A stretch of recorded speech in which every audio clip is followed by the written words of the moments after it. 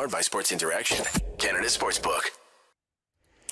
Welcome back, Leafs fans. It is not quite the same level of jubilation as Saturday night on this Tuesday night loss in Game 1 to the Florida Panthers at home. Welcome to Game Over Toronto.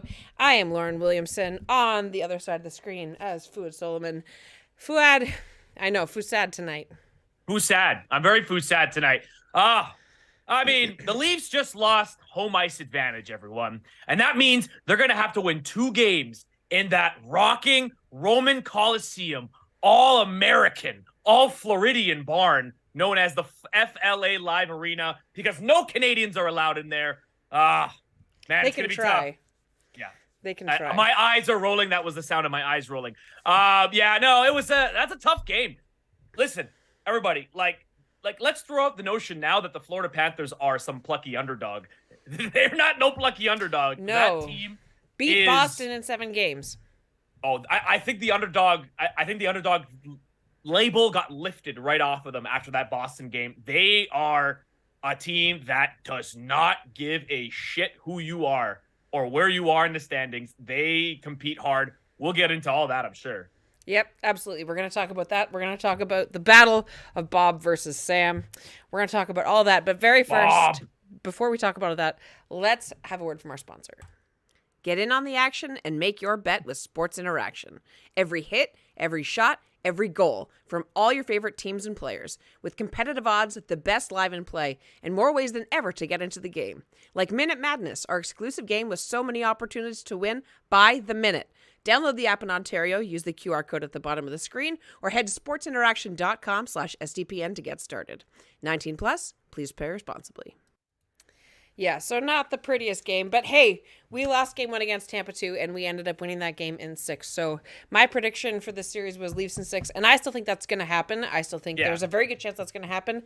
No series is won or lost. I said this last series. No series is won or lost in Game 1. None of them. You know? No, yeah. Game 1s, teams lose Game 1s all the time. Even all across sports, it doesn't matter. It's one game, right? It's the first to 4 wins. We have some people sometimes people think the sky is falling. Jake is saying, my goodness, after watching tonight, the Leafs are going to get swept in 4. Okay, let's take a breath. Let's take a nice deep breath. Everybody on the Jake, street. you know better than that. Don't be like that. We're good. We're good, everybody. It's one game, okay? Again, not the same level of jubilation or maybe energy as Game 6 on Saturday night. But, there was some good things that we saw tonight. The Leafs wasted Matthew Knies' first goal, unfortunately. They wasted all their chances. Yeah. I mean, that was my first They point. wasted their power plays, for sure. That was my first point. Yeah. Yes. Now let's talk about the game. Let's try and get through this as civilly as possible. Because even though there was lots of scoring in the second period, there was not a whole lot outside of that. No. So, both teams starting off very quickly. Florida not taking any moment to consider the fact that they maybe shouldn't nail David Kampf with a flying elbow. Oof. What's the name of that move in wrestling, Fouad? The flying elbow. There's the people's elbow, but the people's elbow is in the rock. No, that's when somebody's already on the ground and they do that. He does this, right? And they elbow drop them. So an elbow drop would be much different in hockey, right. But yeah, that was my first point. It was like a horizontal elbow drop because he fully left the ice. Sam Bennett fully left the ice with both feet. Line, yeah. He might as well have had a cape. Yes. And you can't do that. That was the first thing I thought about the series was that was one thing that I was kind of hopeful about was that Florida is kind of undisciplined as a team. It's one of their flaws. Yep.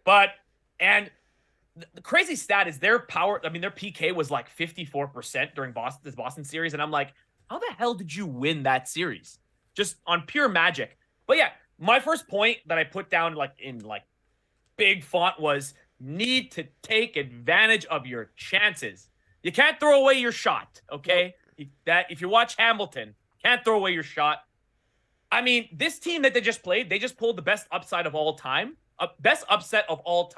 You let them a little bit of breathing room, and they will come from behind and they will choke you out. No, they will flying elbow you. They will flying elbow you from behind. They don't care. The Florida Panthers, we saw that in the Boston series. unbelievable third period where they gave up the lead 3-2. It's over. The Boston has the momentum. The crowd's rocking, and they looked unbothered. They're like, yeah, so what? We have lots of time left. Like that team is so unbothered, unfazed. So were the Leafs. So let's not give too much credit to Florida. This is a Leafs podcast. Hey, I'm just saying. You got to take advantage of your shots. You gotta for take sure. Advantage. And Florida are no schlumps, right? Even though we talk a lot of smack. No.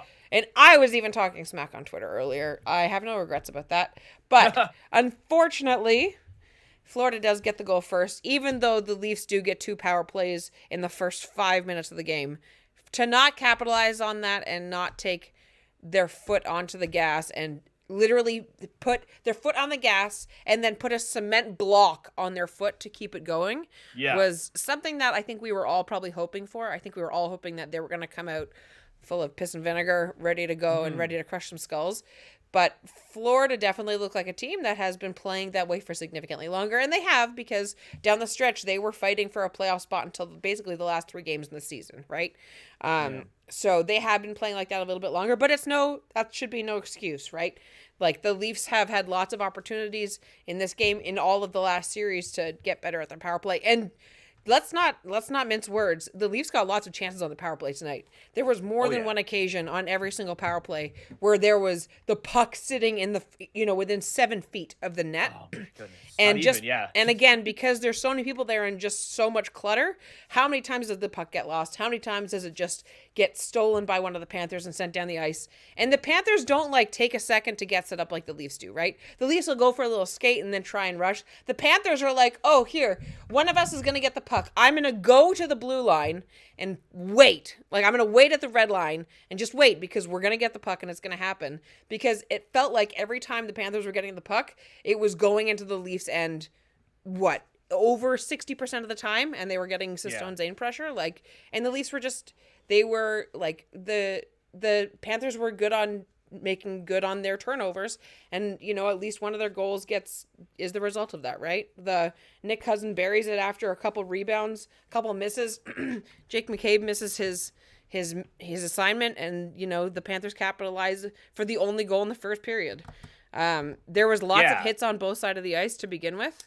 Who had the best hits of tonight, Fouad? Oh, Luke Shen. I mean, I forgot about, I guess when Luke Shen played, I was a little young to remember. Your memory's a bit fuzzy, but he played first in Toronto. But man, does he lay some good hits. I mean, that's one thing I could take as a positive, is that the Leafs are playing so physical in these playoffs, and they're laying the hit. They're finishing checks. They're playing real playoff hockey, and that's one thing that I could take as a positive. One thing I wanted to point out about the first period, though, that was really interesting. Dom Lucian tweeted this out, that Matthew Tkachuk, best player on the Panthers, spent 2 minutes and 40 seconds playing against the fourth line in that period, the most of any Leafs line. Now, Sheldon Keefe can sometimes get a little bit fuzzy with the line matching. That's not good. You want to have your best players out against the other team's best players at all times, and he did that a lot in the Lightning series, where there'd be a goal and then the fourth line would just go on, and then all the momentum would be sucked out of the building, right? They're good players, but you got to go with your best guys against their best guys, right? Yeah, absolutely. And Canadian Big Mac actually has the answer I was going to say. The ref actually had the best hit of the game when he stood Morgan Riley up to the face-off and just he ran into him like a brick wall. Those simulations that have been going around at here's a car crash at 10 miles an hour, 30, 40, 50, 60, 300. It was like Morgan Riley hit the wall and just fell backwards and was like, what happened? Because he wasn't expecting the ref just stood there. Do you know what I'm talking about? Yeah, I'm trying to remember, is this, I actually don't think I saw that moment, but really? Oh my gosh. This ref you're describing sounds like, did Zdeno Chara get a new career as a referee? That would be pretty sick. Maybe. It was sort of similar. Here, keep talking. I'm going to find it. Andre the Giant out there. Yeah, I mean. Andre the Giant. Yeah. No, that's the funny thing, is that he wasn't bigger than Morgan Riley. He was just standing there, not moving. I mean, but yeah, so really to your point, too, this just chance after chance. To your point also about missing those pucks. Man, there was a John Tavares where he had a wide open net, and the puck just, I thought the stick broke. The puck just fluttered, just like a leaf falling in the fall. And like there was that Matthew Nyes where before he got the goal, that amazing goal, he had this between the legs shot that almost went in. That would have been the best debut goal of all time. But then the puck was just sitting there for a good like 6 seconds. And Matthew Nyes is just kind of like his controller broke. And I'm like, Nyes, look at the puck. He's a rookie. He's young. He's got to get his space right. Your controller has died. Please plug in another player. Yeah, I mean, I don't want to bag on the kid because he obviously had a good night. But yeah, he just didn't get so many chances where they just didn't execute. I mean, it's a game of inches. You don't execute, you get executed. A game of inches? Isn't there enough of that in the post-game interview? Oh, it's a game of inches out there. Oh my gosh. I'm almost as sick of that term as I am of the double drop back pass. I would I really want to have somebody should make a hockey dictionary. That'd be a great book where it's just like, all right, you got hucks in deep and you played a full 60 minutes. Those exist. I'm sure they do. Yeah. They definitely exist. But if anybody has it, send it to me. You shouldn't need it. You're on a hockey podcast. Yeah, I know. But just for fun, I just want to have them you can have it in the background as like yeah, you can pull it down and give a good example. Yeah. So Tic Tac Tomar, I just retweeted it. Had it the hit of Riley. It says, well, that was something. Riley was stonewalled by the linesman, and there was 5 minutes and 25 seconds left to go in the first. It was very funny. Riley was like, why are you standing there? It was very weird. Yeah. Anyway, the Giordano takes a penalty with 49.1 seconds to go.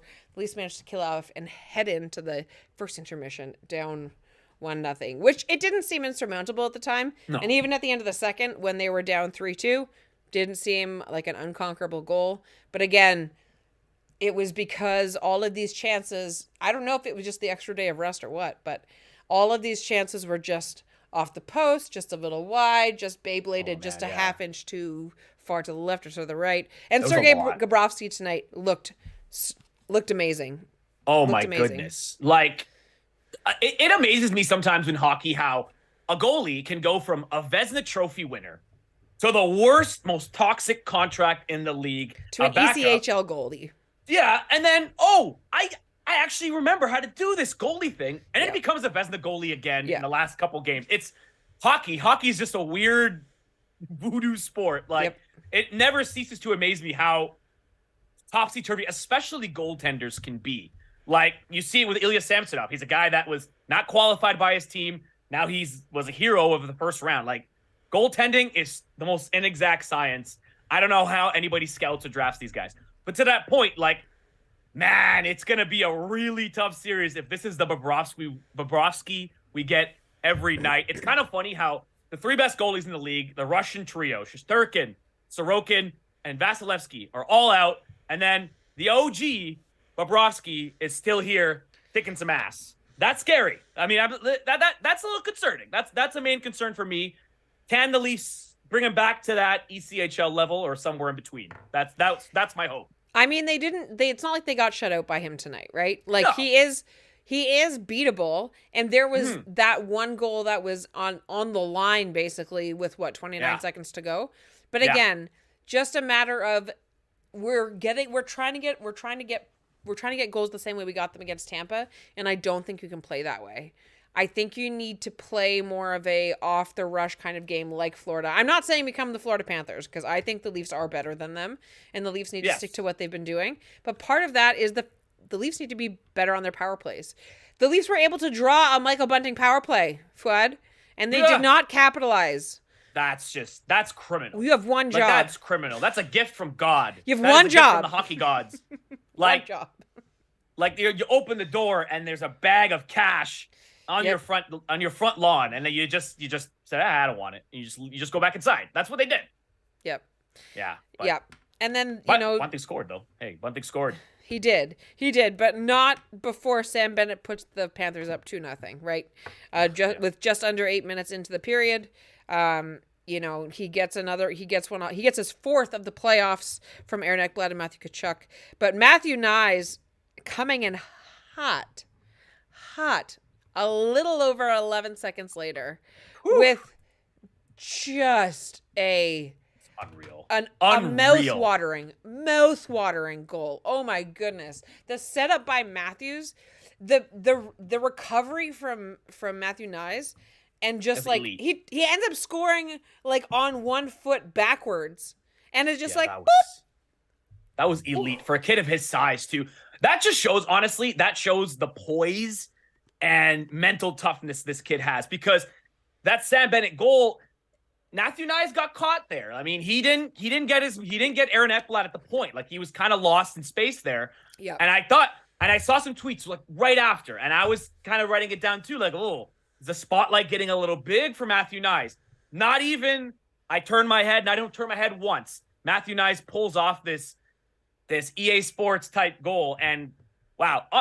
I mean, that's something you look for in a young player and think, damn, this guy is going to be something special as he matures and understands the ice around him and the game around him more, right? That's only going to come with time, but to have that mental toughness, I still think he's a playoff performer. I still like him on that top line there. I do. I still want to see him there because he has such great skill. He brings something that the other wingers that we've seen with the top line don't bring. Like, he brings all of those things, the size, the being skill. over 200 pounds.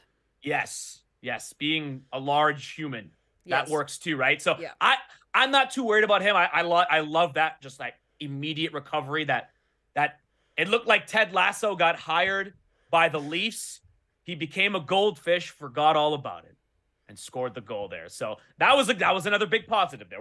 We're having a positive podcast today, right? Yeah, absolutely. Because again, like the Leafs, and Thomas Rebello in the chat has a very good point, and I completely agree on all of this. Florida capitalized on their opportunities. Anyone thought this was going to be a soft series? Forget this is the team that eliminated Boston. Yeah. True. Leafs hit the post, and there were at least 4 close calls. I totally agree. And Absolutely. I don't necessarily believe the deserve to win-o-meter is perfect, but I do think if you play that game 100 times, that the Leafs probably win it more times than they lose because of how many times they get power plays at the beginning. Again, assuming that they're able to rebound in game 2. And all of the times that there were all these flurries in front of the net where the puck was lost because there were so many people and so many Leafs trying to get it. And I think that while we should get some goals like that, we need to try and get more space, and we need to try and use Florida's forecheck against them and try and get behind their defenders and try and get behind their forwards that are going to be pushing up. We need to be way faster on our own turnovers. Like, we need to be getting the puck out of our own zone faster, because how many times tonight did the Leafs again get hemmed into their zone where they would get possession for a split second and then would make an errant pass or a weak pass or a pass that was intercepted because somebody wasn't where they thought they were going to be, and it leads to a really good scoring chance, right? And fortunately, the Leafs are able to tie it up for a very brief moment in time. Michael Bunting, like we were talking about, gets a beautiful goal from Calle Yarncroke on Ryan O'Reilly. And he got hyped. He got a penalty Everyone's and a hyped. goal tonight. You know what I mean? Like, let's go. He must have felt great tonight, and he did have a really good game.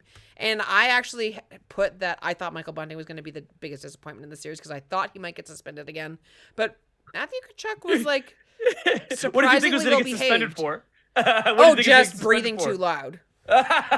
Or like chewing gum, or like having Skittles, or like, they were going to be like, the smelling salts are the wrong brand. 2 games.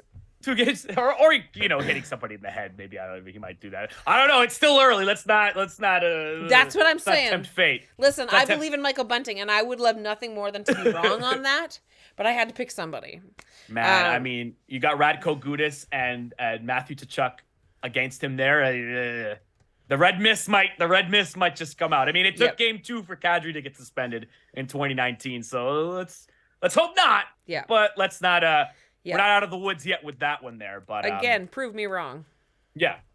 Right. Yeah, but I was so hyped. I honestly, the way they were playing, like the game 1 against Tampa was obviously really bad. Like, that loss wasn't a good one, and game 5 wasn't a great game either. But this one, I didn't feel. It just felt like the goal was coming, and it just didn't end up happening. But the way that they were pressing, I felt like, no, they're good. They're good. No, they're good. Until the 4-2 goal came in, and I'm like, oh, maybe they're not so good. But that's the thing. I didn't see them as being that like a bad team this game. I thought that they were actually really good. They just got papered over by by Bob. Missed chances and Bob. Bob showed up. Damn Bob it, showed up as Bob. Right? Bob's your the uncle. Bob that signed the $10 million contract, right? Because let's not Bob's forget, the Leafs uncle. Sergei Bobrovsky earned a $10 million a year contract, right? And that is no easy feat for any goalie in the league. I think he is, one of two that make that much? It's like him and Vasilevsky. Ooh, Vasilevsky. Does he make 10? No, I don't know. I'll look it up. I know it was Price, but maybe that Shaq could provide the answer for me. That would be great. Bobrovsky, what a wild stat. I didn't realize it until like way after the Boston game that he broke both record-breaking seasons. Like he eliminated 2 record-breaking teams from the playoffs. Once with the Columbus Blue Jackets against the Tampa Bay Lightning, and then of course against the historic Boston Bruins. Guy's got a flair for the dramatic. You can't deny that. But also, Andrei Vasilevsky's cap hit is $9.5 million until the ripe old year of the 27-28 season. That's a long contract. And he has a no-move contract and then a modified no-move after 2025. So, again, there's only maybe 1 or 2 goalies that make that much. And tonight he showed why. Yeah. Right? Tonight he showed up as the $10 million Bobrovsky. And I'm happy for the Panthers because I don't think you get goaltending like that 7 games in a row because he is not named Carey Price. And I think that there's a very good chance, like I said, if the Leafs play that game 100 times, they win it more times than they lose it. And while I wish that the power play played better, and I wish that Jake McCabe, while he laid out some wonderful, beautiful, chef kiss hits. Pinch, man. Oh, bad yeah. Pinch. Just a bad couple bad assignments, couple bad misplays. And that's to quote Bill Belichick, one mistake can cost the team the whole thing. And it's true. And it's games like that and it's moments like that where you go, oh, please don't do that again. That's the most Bill Belichick statement I've ever heard. It's just so, I know. Just so like one mistake can cost them the team game. Yeah. Sorry. It can kill the whole series. And he's right? Because listen, like, there's a reason that he won so many series with the person that he did with the one and only Tom Brady. Yeah. Sorry, I hate that name. But yeah, they won, right? So he knows what he's talking about. That Jake McCabe pinch reminded me of that Dion Phaneuf pinch 10 years ago against Boston. I don't know if you remember that one where they lost. It was like game 4. Man, you can't be doing that in the playoffs because Carter Verhaeghe had and it wasn't just a breakaway. He had a breakaway for days. Like he could have stopped for like a second to like scratch his leg and then he could have shot it. Yeah. And of course, it's got to be Carter Verhaeghe. Series winner, Carter Verhaeghe. I mean, like he won the series for the Panthers the other night, right? Can we even call him a former Leaf? Because like we traded him like 8 years ago. He went to the ECHL in between. I think everybody missed on him. Sure, he's a former Leaf. Story. He's a former Leaf. He's not going to get a movie when he comes back to SBA. No. Right? I mean, he might get a boo, and he might get the opposite of that. But yeah, well, it depends, right? Because listen, if the Leafs play like that, they might not win the series because they need to be better. There was lots of good things tonight, right? We talk about the Bunting goal. We talk about the Matthew Nyes goal, and boy, did he look so good. But the big four were kind of quiet tonight. There was a couple really good chances. Again, how many deflections and near misses are there? But nobody gives a damn about near misses because they aren't counted. So like Tavares and Nylander. I mean Tavares. Obviously the hero of Game 6. Not going to disparage John Tavares, but yeah, I didn't quite notice him quite as much. Only person I really saw that had a lot of chances in that big four was Matthews. He did have a couple of rips that just Bobrovsky read like a book. There was a bunch that went off the post. Yeah. Like there was some that were, Tavares had probably one of the best chances that didn't go in. And it just like he had it and it just muffined. I don't know what happened with that one, but it just fluttered. I don't even know where that went. But yeah, you got to get, it's simple. It's the most simple thing we could possibly say. It's very simplistic, but you got to get the big boys playing like the big boys. If you want to win the playoffs, you can't count on the bottom 6 all the time to save you. Yeah. Mike St. Jean in the chat. Well, it's a better loss than the Tampa one, but a loss is a loss. Leafs need to step it up Thursday. Totally agree. And so, yes, they do play Thursday, and then they play everyone's least favorite day for the Leafs games, Sunday at 6:30. Yeah, there was a bit of hemming and hawing about that. My theory was we were talking in the chat, in our group chat, that my theory was because the NHL doesn't like to compete with the NBA or the NFL. No, and you're totally right. That's why they did it that way. And they are competing with the NBA every night because they run concurrent with each other. But what's going on in the NBA is like the biggest, it's like one of the most anticipated matchups. You got Steph Curry versus LeBron James, Lakers, Warriors. It's like a super duper big deal. I think the NHL is like, yeah, we're not going to really reel in the casuals with this one here. So, yeah, whatever. I mean, hey, to me, it's another day of the week. Just get it done.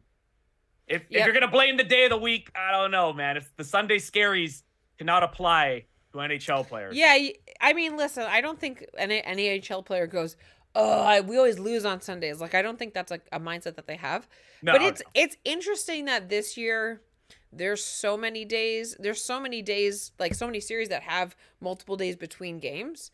Like previously it was like Tuesday, Thursday, Saturday, Monday, Wednesday, Friday. Like, one day for travel. Like a 1 day for travel, yeah. Yeah, and that was it. And now it's like, it seems like almost every single series has at least one game off, or like 1 or 2 days off in between minimum. Like 2 times that they have 2 games off, if that makes sense. 2 days that they have two times that they have 2 days off. English is hard. Jeez. Yeah, that's a tough one. Oh yeah, sometimes I just go and I have to start again. But so the schedule is definitely something to behold. But again, I think you're right. I think it is because of the NBA, because at the end of the day, ESPN does now have some of the NHL rights in the States. And they're like, listen, all due respect, guys, there's like you're number 5 on the level of importance when it comes to pro sports in America. So, yeah. This deal is probably going to have some effect on it for a while, at least. Yeah. I mean, that's just that's the waters you're swimming in, right? I mean, it's, there's a lot of sports to compete with. It's for some, hockey doesn't resonate there. That's a whole nother, that's an Alan Walsh podcast for us for that's a whole agent provocateur type show for sure. One thing I noticed, and I wrote this down, that was a freaking entertaining game.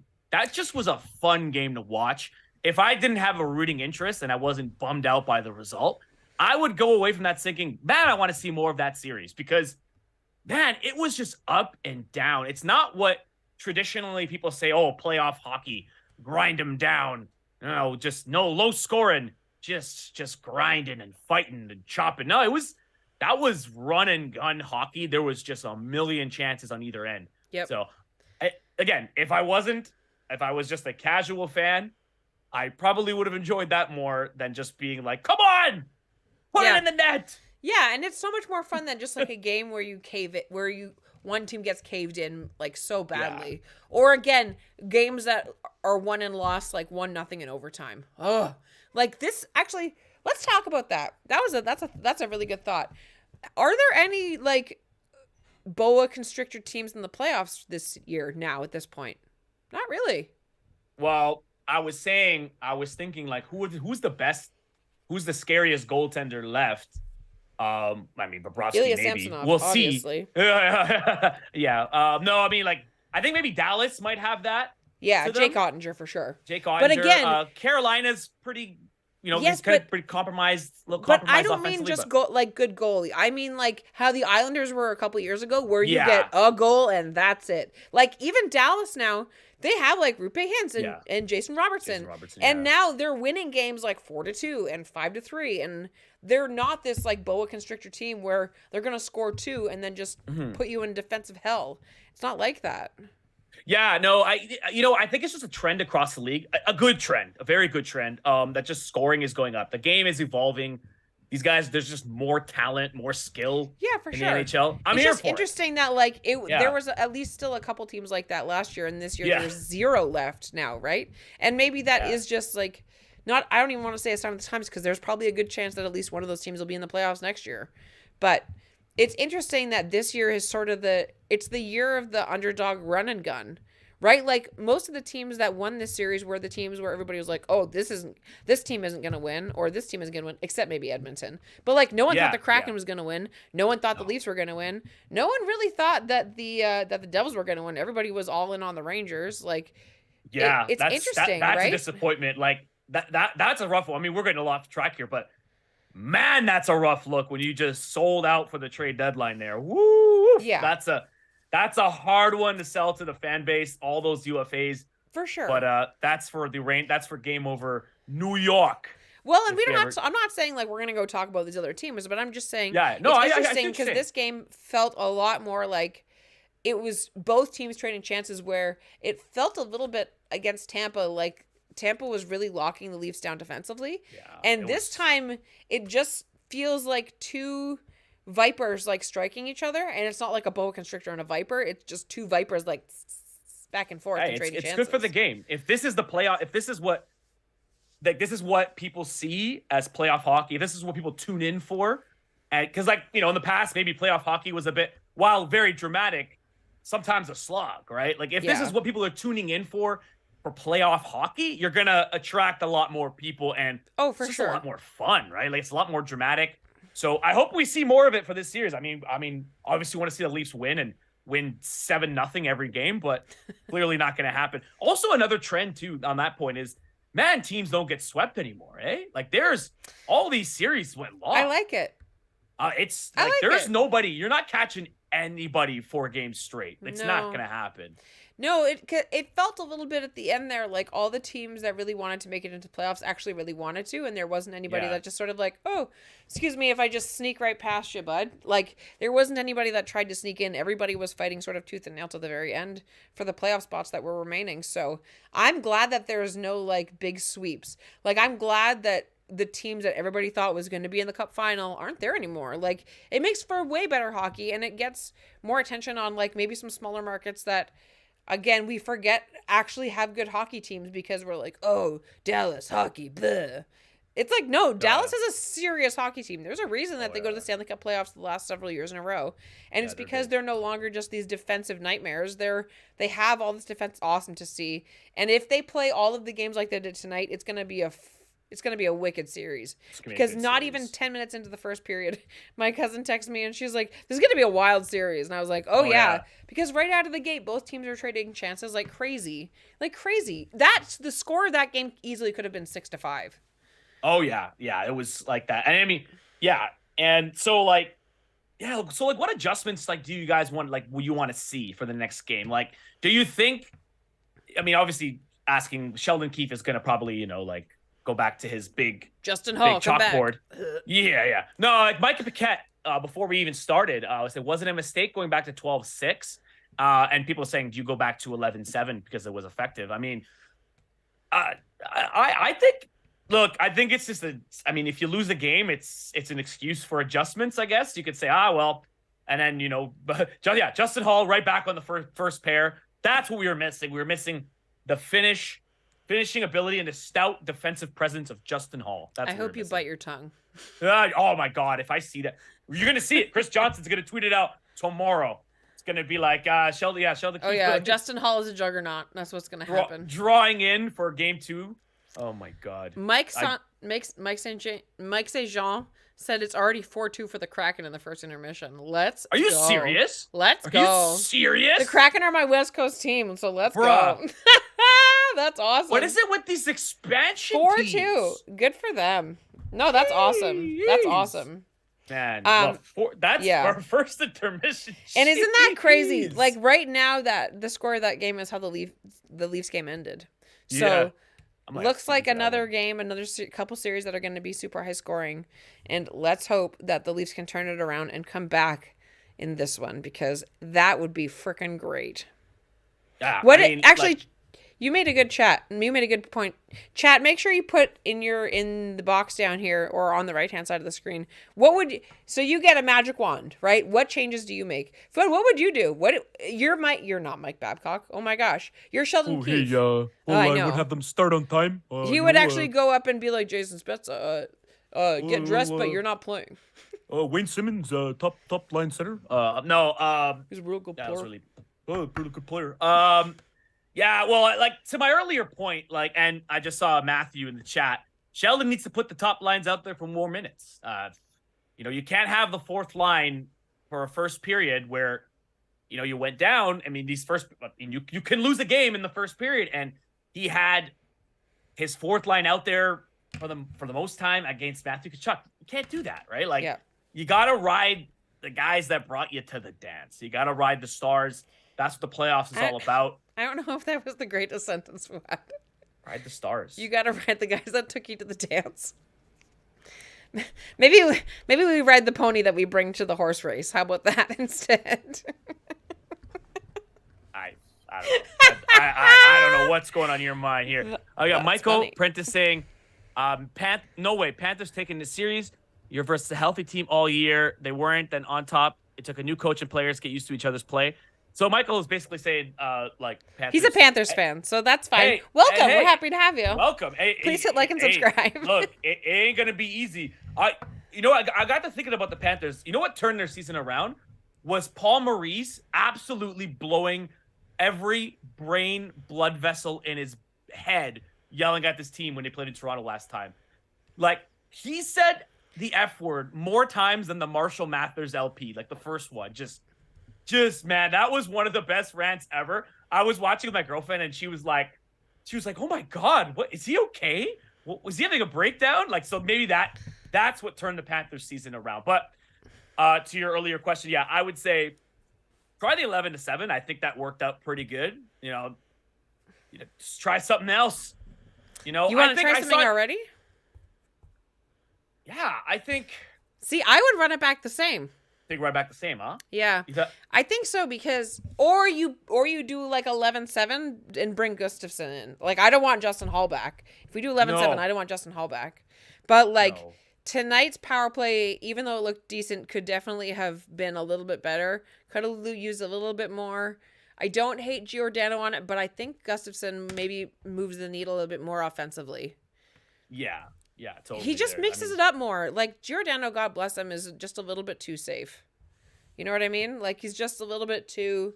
He maybe passes just a little bit too much. Whereas Gustafsson is just like, I'm just going to throw it in here and see what happens. Yeah, you got to get pucks on net. I mean, a lot of these goals have gone in just like a lot more point. They need a lot more from the point, I think. I think you got to get somebody that. No, see, there was a lot. Pardon me. There was lots of goals that went on, like, onto the point and created lots of chaos in front. Yeah. And that's fine, but again, I think you can only get so many of those in a game, right? I don't think you can try and do that, and I don't think you can try and win 5-2 with that style of goal. I think those are important, but I think we need to be more accurate with our shots. Like, there was lots that just, it seemed like a lot of the passes were just a half a step off. There were a lot of passes that were just, 6 to 4 inches off the end of someone's stick. Like, there was a lot of errant passes, and Alan Van Grauland, I wouldn't change the team, but they have to play more responsible. That's exactly what I am sort of meaning by this. Like, I don't think that they want to change the whole bunch. I don't want to reinvent the wheel here, but I definitely think that if you're going to play the same, which I think Sheldon Keefe probably will try, if you're going to play the same, then you need to be more responsibly defensive.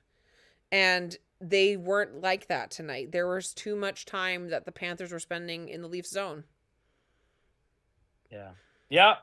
I mean, that's it's just game of inches there. Like you said earlier, didn't play hard enough. Gotta. I mean, we have someone. We have Mike St. Jean is also saying that Nylander needs a demotion to get the message. Do you think Nylander played bad? I don't. I think he looked fine, but again, I think he needs to be better. Yeah. I think he just hasn't looked the same as he did last year. So I think he just needs to be a bit better. Yeah. And we also saw another person I saw earlier in the chat as well, and we didn't bring up not the greatest Ilya Samsonov performance. Like, there were some goals where, like, I think it was the 4-2 goal where he was just way out in front of the crease. And, like, I get people say, like, I thought maybe there was contact from Stahl. Don't remember which Stahl it was, but where, like, he bumped into him. But, yeah, it wasn't.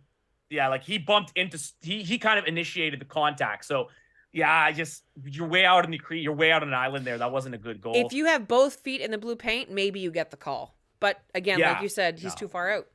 No, you're not tending the goal at that point. So, Samsonov, we've seen him have terrible games and then come back and be Sammy, a world beater. The machine. Yeah, like, so hopefully that's the trend we see. Like, I think he's going to come back a lot stronger for the next one. So I totally agree. So I think he shows up and is the first player on the ice at practice tomorrow. I think he stays extra to train, and then I think he starts game 2 on Thursday. And he will be there to save the Leafs' asses when they win game 2. And Harnish and Armand are going to be on Game Over that night. So make sure you guys are back for Thursday because the Leafs are going to win on Thursday. Those two have a more winning record than I do. They have a more winning record. So yes, absolutely. I have 2 wins. I got 2 wins under my belt. I think I'm 2-3. So, or that might be 2-2. I actually can't remember anymore. It's been a whirlwind. But yeah. So, thanks for tuning in, everybody. Yeah, absolutely. So make sure you guys are back for Game Over on Thursday. You can make sure you guys are going to watch Game Over Edmonton tomorrow after the Edmonton game, which is going to be awesome. We are going to be here all through the playoffs, all through round 2, all through round 3. And right before we go away, I just really want to quickly say that we are raising money for Alphabet Sports Collective while we are doing the game overs over the playoffs.